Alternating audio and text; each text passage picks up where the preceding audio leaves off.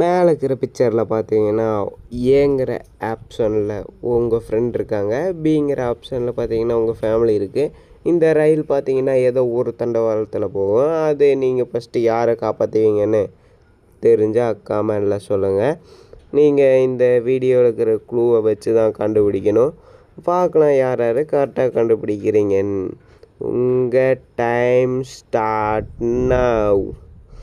10, 9, 8, 7, 6, 5, 4, 3, 2, 1.